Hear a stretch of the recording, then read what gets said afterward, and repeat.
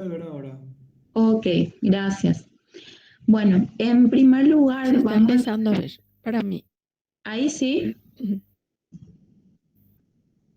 Se puede ver el video. sí, todavía no activé, por eso. Pero ahora ya voy a empezar. Bueno, en primer lugar vamos a estudiar la hidrólisis del almidón por acción de la enzima amilasa. Entonces, esta es la estructura del almidón. El almidón es un polisacárido de la glucosa y sus dos constituyentes principales son la amilosa, que está en un 20% aproximadamente, y la amilopectina en un 80%. Entonces, la amilosa es un polímero lineal que tiene este tipo de enlaces alfa 1,4 entre los residuos de glucosa y presenta una conformación helicoidal. Ahora, la amilopectina es un polímero ramificado que tiene también enlaces alfa 1,4 en las cadenas, pero también tiene enlaces alfa 1,6 en los puntos de ramificación. Entonces, lo que va a hacer la amilasa es romper estos enlaces internos alfa 1,4, tanto de la amilosa como de la amilopectina. Entonces la amilosa va a degradar principalmente a maltosa, también algo de glucosa, y la amilopectina va a degradar parcialmente. ¿Por qué parcialmente? Porque no es capaz de romper estos enlaces alfa 1,6 que están acá en los puntos de ramificación. Entonces, los productos van a ser lo que se conoce como destrinas límite, que son oligosacáridos. Bueno, entonces, tenemos acá la amilosa, que dijimos que es uno de los constituyentes del almidón. Y dijimos también que tiene una forma de hélice, helicoidal. Entonces, ¿qué ocurre cuando ponemos la amilosa en contacto con el Lugol? El Lugol es una solución de yodo molecular y yoduro potásico. Entonces, en presencia del Lugol, la amilosa se va a teñir de un color azul intenso. ¿Por qué? Porque el yodo queda atrapado en esa estructura helicoidal y forma un complejo de ese color. Entonces, nosotros podemos usar el yodo como un indicador de presencia de almidón. Entonces, el almidón va a actuar como sustrato, la alfa-amilasa va a hidrolizar ese almidón y la solución de Lugol nos va a indicar si hubo o no hubo hidrólisis. Entonces, si nosotros observamos un color caramelo, que es el color normal de la solución de Lugol, eso nos va a indicar que hubo hidrólisis del almidón. Ahora, si vemos un color azul intenso, eso significa que no hubo hidrólisis. Es decir, hay almidón. ¿Por qué? Porque al haber almidón, el yodo queda atrapado en la estructura helicoidal y produce ese color azul. Bueno, entonces, estos son los materiales y reactivos que vamos a utilizar en la práctica de hoy. Nosotros en primer lugar vamos a estudiar la hidrólisis del almidón por la amilasa. Entonces vamos a preparar 5 tubos con una gota de Lugol en cada uno. Y el Lugol vamos a usar como indicador de hidrólisis. Bueno, y ahí lo que vemos es el color caramelo normal del Lugol. Entonces, cuando hay hidrólisis total, hay ausencia del almidón y vamos a ver ese color caramelo. Bueno, y para que vean, este es el color azul intenso del complejo que forma el almidón con el Lugol. Cuando ya antes de que haya hidrólisis. Bueno, y en un tubo lo que vamos a hacer es añadir 10 mililitros de una solución de almidón, que como ven tiene un aspecto turbio. Eso vamos a colocar en un baño María a 40 grados centígrados. Vamos a preparar un cronómetro. Y lo que vamos a hacer es agregar unos 0,5 mililitros de una solución de amilasa. Entonces, una vez que agregamos la amilasa, ahí activamos el cronómetro y vamos a ir observando cómo se produce la reacción de hidrólisis sin dejar de mezclar. Mantenemos ahí en el baño. Entonces, cada 30 segundos vamos a pipetear 4 gotas de la mezcla reaccionante en cada tubo que contiene el Lugol. Entonces vamos a ir sacando unas gotas de esa mezcla reaccionante y colocando en cada tubo. Entonces la amilasa va a ir actuando de a poco y vamos a ir observando cómo ocurre la reacción. Vamos a ver que en los primeros tubos el color va a ser azul intenso. Eso me indica presencia de almidón. Y a medida que transcurre el tiempo va a ir disminuyendo ese color azul porque cada vez se va a ir hidrolizando más el almidón hasta la hidrólisis total, donde voy a tener ya un color caramelo del indicador. Ese es el color azul al inicio, cuando no hubo todavía la hidrólisis total. Entonces, el resultado de la hidrólisis podemos ver acá. Este es el primer tubo donde había almidón sin hidrolizar y vemos cómo fue disminuyendo el color azul con el tiempo, cada 30 segundos a medida que se iba hidrolizando, hasta el color caramelo final que indica que hubo hidrólisis total. Bueno, y ahora vamos a realizar la reacción de Benedict. ¿Para qué? Para evaluar los productos de la hidrólisis del almidón por la amilasa. Entonces, al principio habíamos dicho que los productos de la hidrólisis eran la maltosa y las destrinas límites, que son azúcares reductores formados por glucosa. Entonces, ¿qué son los azúcares reductores? Son aquellos que poseen un grupo aldehído, acá como la glucosa, o cetona libre, y lo que hace la reacción de Benedict es identificar la presencia de esas sustancias reductoras. Entonces, para la reacción de Benedict se utiliza como reactivo una solución que contiene iones cúpricos complejados con citrato en un medio alcalino. Entonces, vamos a mezclar el reactivo de Benedict con los azúcares reductores. Esta reacción se lleva a cabo en caliente. Entonces, los iones cúpricos lo que van a hacer es oxidar el grupo aldehído, en este caso de la glucosa, a ácido carboxílico, formándose este compuesto que es el óxido cuproso. ¿Qué característica tiene la formación de este compuesto? Es que produce un color rojo ladrillo. Entonces, al observar la formación de este color, eso nos está indicando presencia de azúcares reductores. Entonces, para la práctica vamos a preparar un tubo con la mezcla de reacción del almidón con la amilasa. Entonces, este es el tubo con la mezcla de reacción, que vemos que es totalmente translúcida después de la hidrólisis total del almidón, y este sería el almidón sin hidrolizar.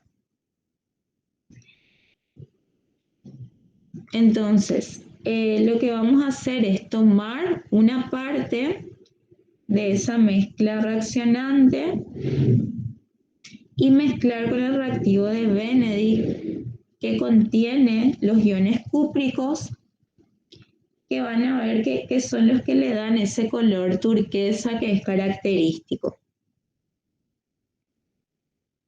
Ahí se ve. Ese es el reactivo de Benedict con los iones cúpricos. Entonces, eso vamos a calentar hasta ebullición unos minutos y vamos a ir viendo que se produce un cambio de color de manera gradual hasta llegar a un color rojo ladrillo, que es debido a la formación del óxido cuproso. Y ese cambio de color es lo que nos está indicando la presencia de azúcares reductores. Bueno, y ahí compara con la mezcla reaccionante inicial. Bueno, entonces, acá vemos que en una reacción de Benedict negativa, es decir, en ausencia de sustancias reductoras, obtenemos el mismo color del reactivo, es decir, no va a haber cambio de color. Y cuando la reacción de Benedict es positiva, o sea, en presencia de sustancias reductoras, obtenemos ese color rojo ladrillo característico. Bueno, y a partir de ahora vamos a analizar algunos factores que afectan la actividad enzimática, como la variación de temperatura, los cambios de pH y la presencia de inhibidores. Entonces vamos a empezar estudiando el efecto del pH sobre la actividad enzimática. Bueno, en la primera clase habíamos visto que las enzimas son proteínas sensibles al pH y cada enzima tiene un rango específico de pH donde su actividad es óptima, ¿sí? Ahora, fuera de ese pH óptimo, ¿qué pasa? La estructura tridimensional de la enzima se modifica y pierde su actividad enzimática. El pH óptimo de la amilasa es aproximadamente de 7. Entonces, en esta práctica lo que vamos a hacer es exponer a la amilasa a su pH óptimo y a dos pH extremos y analizar qué es lo que ocurre. Entonces, preparamos un tampón de pH 1 y uno de pH 14. Y acá ya tenemos preparados 3 tubos con 2 mililitros de una solución de almidón. Y le agregamos 1 mililitro de los tampones de pH 1 y pH 14. Ahora el tampón de pH 7 va a corresponder al tercer tubo. Eso mezclamos y luego agregamos 0,5 mililitros de solución de amilasa a los 3 tubos. Y eso vamos a llevar a baño María a 40 grados por 3 minutos. Mezclamos bien para que actúe la amilasa.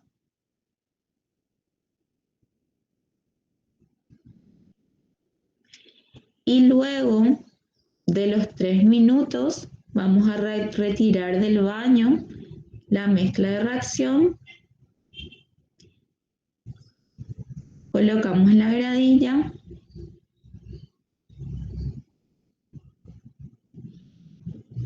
Y lo que vamos a hacer es agregar a cada tubo 2 gotas de Lugol como indicador.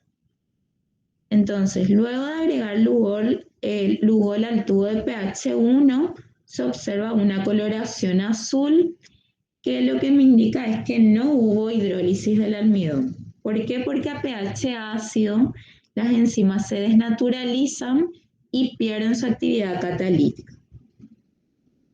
Entonces a pH 7, en este caso, se puede ver la formación de un color caramelo que indica que hubo hidrólisis total del almidón. Y a pH 14 vemos que se observa un color azul, eso indica presencia de almidón y ausencia de hidrólisis. ¿Qué vemos que está pasando acá? Al mezclar, el color azul desaparece. ¿Por qué ocurre esto? Porque a pH 14 el yoduro del Lugol se convierte en yodato, que es incoloro. Entonces hay una transformación química del indicador.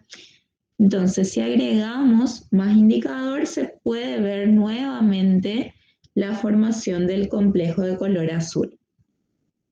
Bueno, entonces, en conclusión, a pH 1 no hay hidrólisis y la enzima no tiene actividad. A pH 7, que es el pH óptimo de la enzima, se observa hidrólisis total, ya que la enzima tiene una actividad máxima.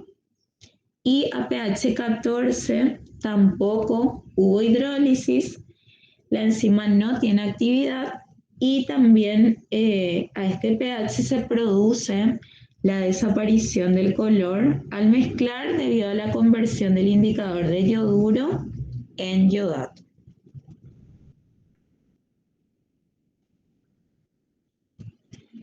Bueno, y ahora vamos a estudiar los efectos de la temperatura sobre la actividad enzimática. Bueno, en la primera clase también vimos que las enzimas son sensibles a la temperatura y a la temperatura óptima las enzimas van a tener un máximo de actividad. Esta temperatura óptima es cercana a la del medio fisiológico para la mayoría de las enzimas, es decir, a 37 grados centígrados tienen este máximo de actividad. En el caso de la amilasa, la temperatura óptima es cercana a 40 grados. Entonces, lo que vamos a hacer es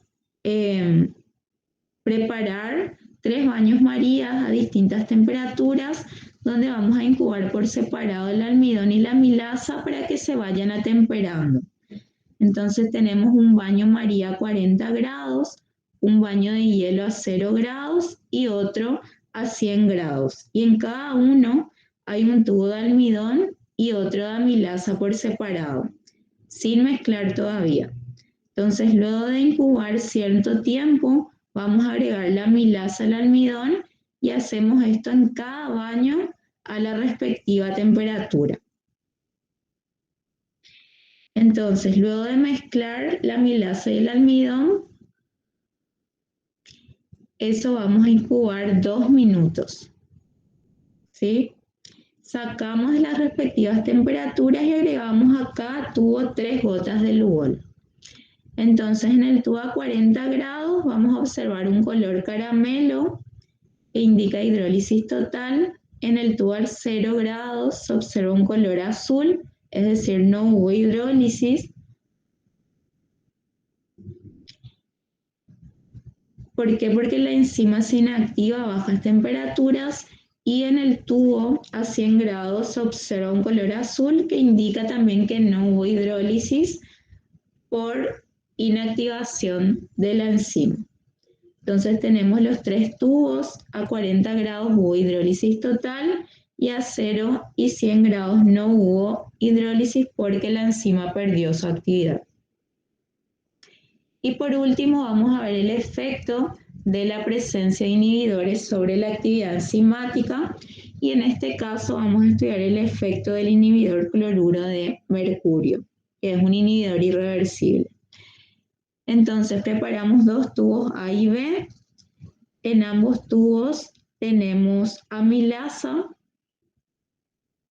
En el tubo A no colocamos inhibidor, solo amilasa, y en el tubo B sí vamos a colocar el inhibidor. Entonces eso vamos a incubar 3 minutos a 40 grados centígrados. Luego de 3 minutos agregamos el almidón a cada tubo, incubamos otra vez 2 minutos a 40 grados y a los 2 minutos retiramos los tubos del baño y agregamos 4 gotas de Lugol a cada tubo. Entonces, en el tubo A, que no contiene inhibidor, se observa un color caramelo, indica que hubo hidrólisis total. Y en el tubo B, que contiene inhibidor, se observa este color azul, que indica que no hubo hidrólisis porque la enzima perdió su actividad a causa del cloruro de mercurio. Bueno, y hasta acá llegamos entonces. Y con esto terminamos la práctica. No sé si tienen alguna consulta, si no continuamos con la doctora.